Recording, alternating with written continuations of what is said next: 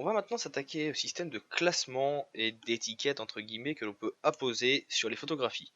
Donc il en existe 4 qui seront ici chacun déclinés par une vidéo. Vous avez les mots-clés que nous allons voir dans cette vidéo présente, les étiquettes de personnes que vous pouvez retrouver donc ici mais également dans l'onglet personnes, les étiquettes de lieux et d'événements. Donc chacune fera l'objet d'une vidéo que vous verrez à la suite de celle-ci. La première qui va nous intéresser ici sera celle sur les mots-clés. Donc, comme son nom l'indique, le mot-clé, c'est un mot que vous pouvez ajouter sur une photo pour pouvoir le retrouver beaucoup plus facilement lorsque vous faites des recherches. De base, dans le logiciel, vous avez déjà des mots-clés de disponibles. Vous avez nature, couleur, photographie ou autre.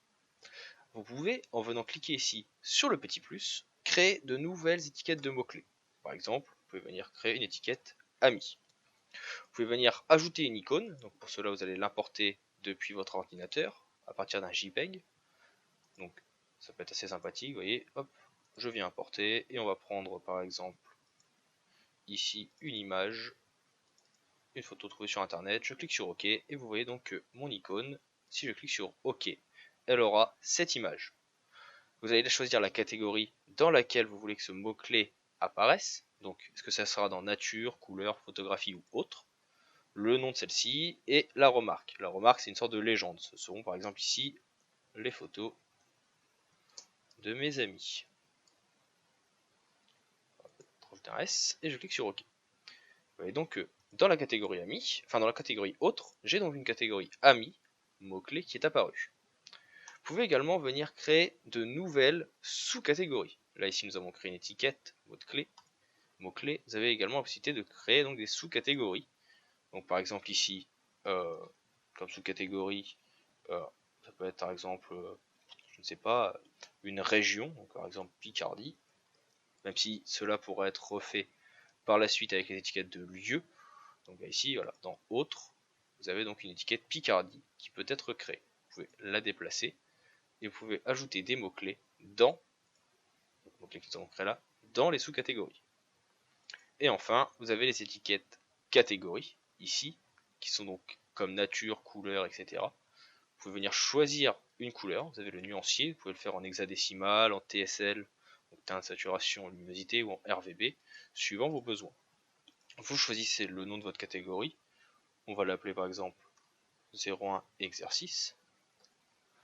Choisir l'icône, donc vous en avez plusieurs de proposés de base, on va prendre par exemple, je ne sais pas, hop, une petite fleur, et on clique sur OK. Et vous avez donc ici une catégorie 01 exercice qui apparaît.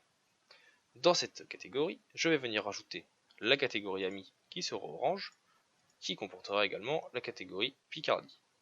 Je peux transformer mon mot-clé ici, ami, en sous-catégorie, tout simplement en le déplaçant ici dans exercice. Donc vous voyez maintenant que c'est un mot-clé en lui-même, et celui-ci aussi. Ça peut être intéressant de le savoir. Lorsque je clique ici sur le petit carré, vous voyez qu'il y a une paire de jumelles qui apparaît. Cette paire de jumelles vous permettra de visionner les images qui auront ce mot-clé.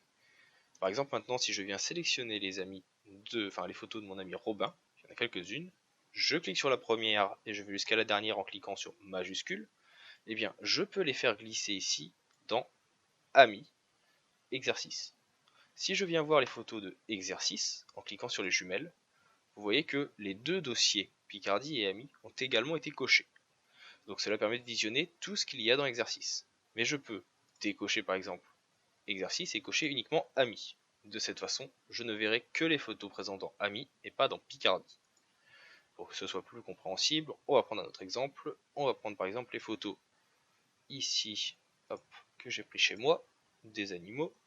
Je les mets dans Picardie.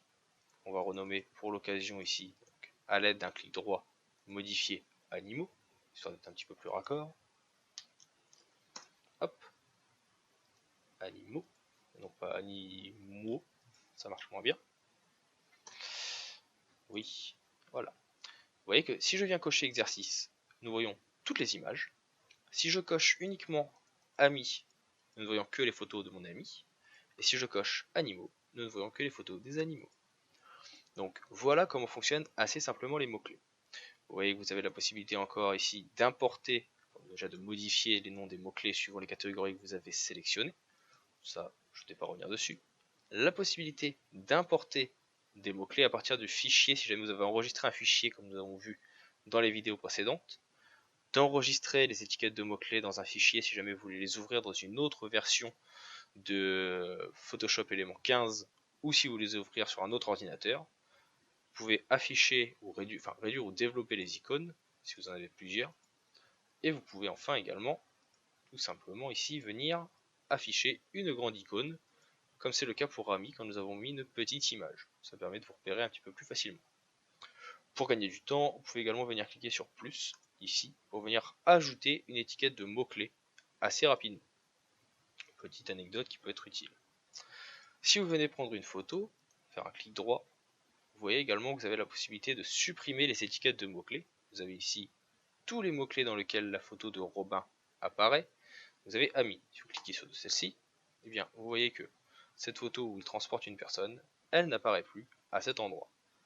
Si vous venez faire un clic droit et que vous faites toc toc toc, alors que je retrouve l'option,